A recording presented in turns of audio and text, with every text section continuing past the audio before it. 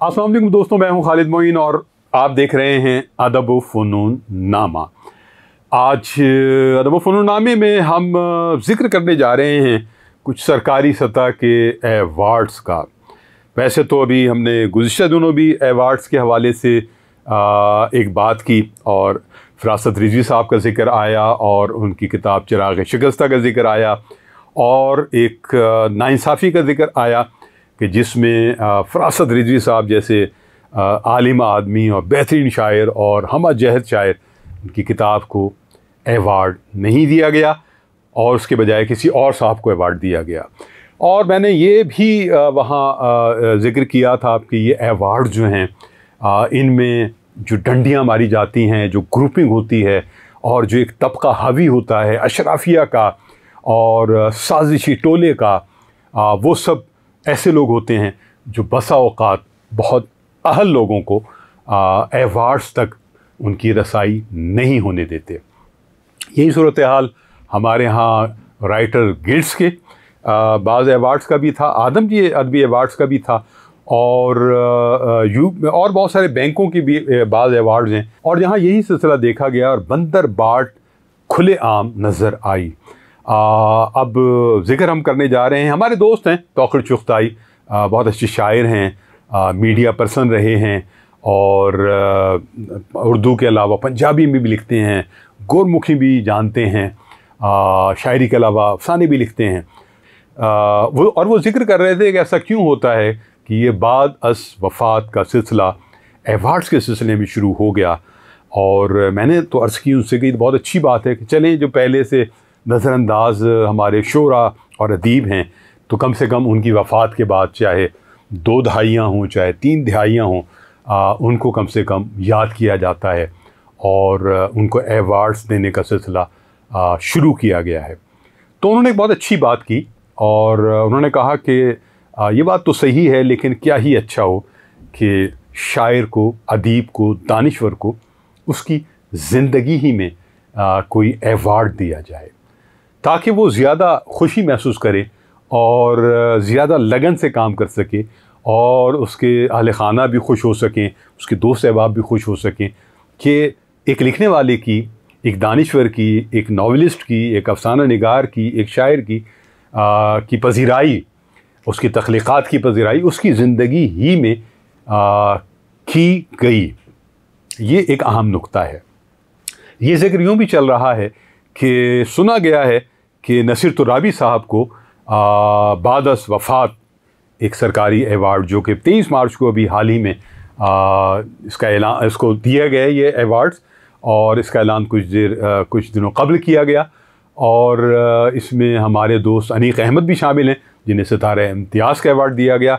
और ये जो ज़िक्र चल रहा था ये था मोहम्मद अख्तर साहब को एवार्ड दिया गया। जी हाँ, मोहम्मद अख्तर साहब को एवार्ड दिया गया जो 1928 में अमृतसर में पैदा हुए और 1974 में उनकी वफ़ात लाहौर में हुई।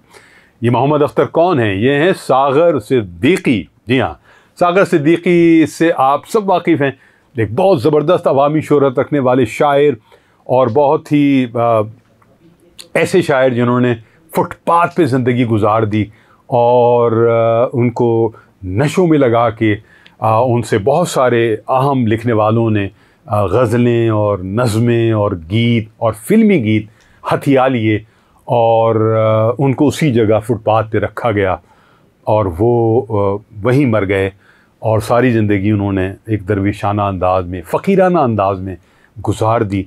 लेकिन अवामी शोहरत उनको बहुत ज़्यादा मिली, उनके गज़लें गाई गईं, उनके अशार बहुत ज़्यादा मशहूर हुए और उनके जितने भी मजमूए कलाम आए वो अवामी सतह पर बहुत उनकी पसीराई हुई।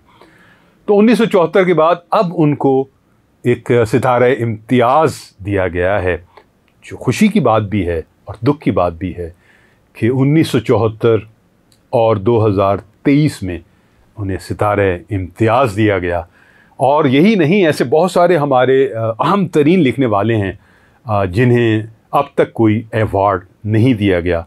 वो बहुत करीब के लोग भी हैं और बहुत दूर के लोग भी हैं जिनकी वफ़ात बहुत ज़्यादा अरसा हो गया। मसलन अज़ीज़ हामिद मदनी जैसे क़ामत का शायर, अदीब, दानिश्वर, नक़ाद, उन्हें कोई एवार्ड नहीं दिया गया। कमर जमील साहब को कोई अवार्ड नहीं दिया गया, सलीम अहमद को भी कोई अवार्ड नहीं दिया गया, रज़ी अख्तर शौक़ साहब को भी कोई अवार्ड नहीं दिया गया। किस किस का नाम लिया जाए। और बहुत सारे कमतर लिखने वाले, कम क़ामत के लिखने वाले, उन्हें अवार्ड्स दिए जाते रहे हैं, इस बार भी दिए गए हैं। और वो उछल रहे हैं और इतना उछल रहे हैं कि वो कभी मीर को कुछ कह रहे हैं, कभी जॉन एलिया को कुछ कह रहे हैं, और वो अपने आप में नहीं रहे। तो इन बातों में कुछ भी नहीं रखा।